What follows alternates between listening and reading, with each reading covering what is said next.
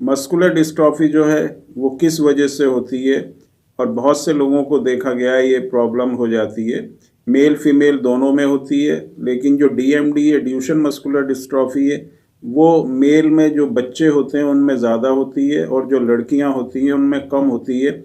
लेकिन ऐसा नहीं है कि लड़कियों में डीएमडी नहीं होती, दोनों में ये मस्कुलर डिस्ट्रॉफी होता है।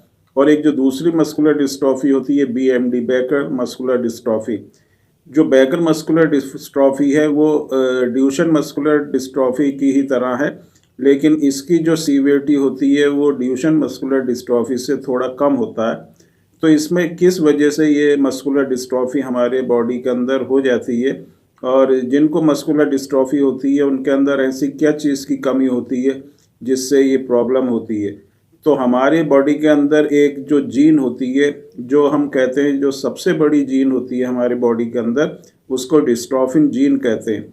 और ये जो जीन है इसके अंदर कुछ पॉइंट्स होते हैं जिसमें कोडिंग होती है, जहाँ से जिसको कोडिंग साइट्स कहा जाता है, जो प्रोटीन के लिए कोड करते हैं या जो प्रोटीन को बनाते हैं। एक प्रोटीन होता है जिसको डिस्ट्रॉफिन प्रोटीन कहते हैं, जो हमारी मसल्स की ताकत के लिए बहुत ही ज़रूरी होता है। तो ये जो जीन है, जो सबसे बड़ी जीन होती है जिसको डिस्ट्रॉफिन जीन कहते हैं, उसी के ऊपर कुछ पॉइंट्स होते हैं और इन्हीं पॉइंट्स में से जो प्रोटीन है वो बनता है। और ये पॉइंट को हम एक्सॉन कहते हैं, और दो एक्सॉन के बीच में जो स्पेस होता है, जगह होती है, उनको इंट्रॉन कहते हैं। तो जब कोई भी एक्सॉन हमारा डिलीट होता है, और जो टोटल नंबर ऑफ एक्सॉन होते हैं इस जीन में वो 79 होते हैं, 79 होते हैं। उसमें कहीं पर भी अगर डिलीशन होगा, या तो वो पॉइंट या जिसको हम कहते हैं जो जीन होती है वो अगर डिलीटेड होगी, या उसके अंदर म्यूटेशन होगा। म्यूटेशन जो है स्पॉन्टेनियस भी हो सकता है, इनहेरिटेड भी हो सकता है, मतलब फैमिली में भी ये रन करता है या किसी और वजह से भी ये म्यूटेशन बदलाव जीन के अंदर हो सकता है।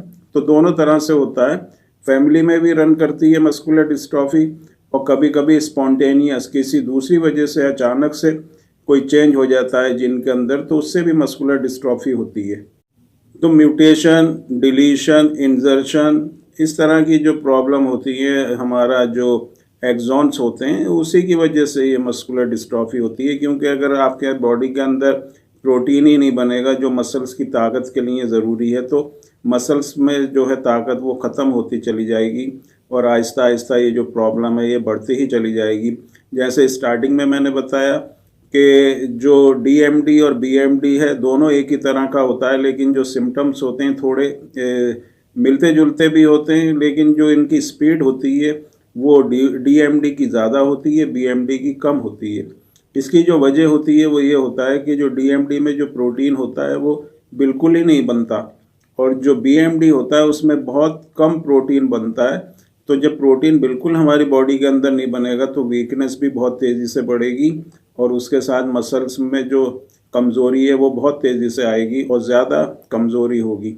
लेकिन जो दूसरी चीज़ होती है बैकर मस्कुलर डिस्ट्रॉफी, उसमें बहुत कम क्वांटिटी में जो है ये प्रोटीन बनता है, तो मसल्स वीक होती हैं लेकिन उसकी स्पीड जो होती है थोड़ी स्लो होती है। तो ये इस तरह के कॉज होते हैं मस्कुलर डिस्ट्रॉफी के। कोई दूसरी तरह की जो मस्कुलर डिस्ट्रॉफी होती है, क्योंकि कई तरह की दूसरी भी मस्कुलर डिस्ट्रॉफी हैं, उनके भी कॉज जो है जीन में म्यूटेशन ही होता है। तो हमारी बॉडी के अंदर अगर किसी तरह का भी ये जो डिस्ट्रॉफिन जीन होती है इसके अंदर चेंज होगा, म्यूटेशन होगा, तो ये प्रॉब्लम हमारी बॉडी में आएगी। और क्योंकि जब ये हेरिडिटरी होती है तो फादर और मदर, माँ और बाप दोनों से ये जो प्रॉब्लम होती है बच्चों में जा सकती है। अगर बाप के अंदर कोई डिफेक्टिव जीन है, क्योंकि ये एक्स लिंक्ड रेसेसिव डिसऑर्डर होता है, जो एक्स क्रोमोसोम होता है उसी के ऊपर ये डिफेक्टिव जीन होती है। तो अगर लड़का है तो उसको जो मस्कुलर डिस्ट्रॉफी है वो बाप से होने के जो चांस होते हैं नहीं होते, क्योंकि फादर से जो क्रोमोसोम लड़के के अंदर जाता है वो वाई क्रोमोसोम होता है, और वाई क्रोमोसोम में ये जो जीन होती है ये नहीं होती।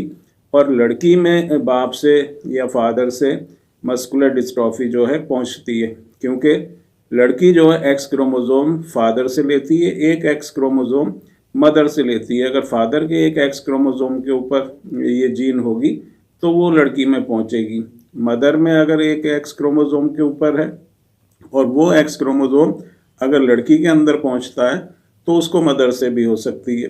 तो इस तरह से ये इनहेरिटेंस होता है, ये जो एक जनरेशन होती है उससे दूसरी जनरेशन में ये पहुंचती है। तो ये कुछ कॉज मैंने आपको बताया जिसकी वजह से मस्कुलर डिस्ट्रॉफी बच्चों में होती है। तो इसमें म्यूटेशन ही जो जीन का होता है ये एक बहुत बड़ी कॉज होती है। ये म्यूटेशन जो है हेरिडिटरी भी हो सकता है, स्पॉन्टेनियस भी हो सकता है, किसी दूसरी वजह से भी। कभी कभी क्या है कि किसी को भी फैमिली में मस्कुलर डिस्ट्रॉफी नहीं है लेकिन तब भी किसी बच्चे को ये मस्कुलर डिस्ट्रॉफी हो जाती है, तो उसका कॉज होता है sudden change in the gene या स्पॉन्टेनियस म्यूटेशन जिसको कहते हैं। तो उस वजह से ये मस्कुलर डिस्ट्रॉफी होती है।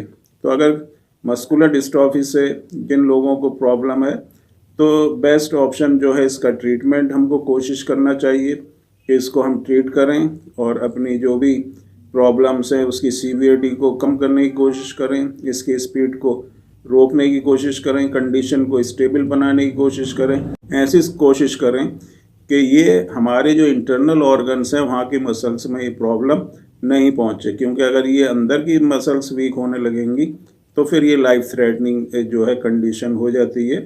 तो जो मेडिसिन्स होती हैं, होम्योपैथिक मेडिसिन जैसे पहले बताया है, ये बहुत ही अच्छे आपके पास एक ऑप्शन है जो आप मस्कुलर डिस्ट्रॉफी को अपने क्योर करने में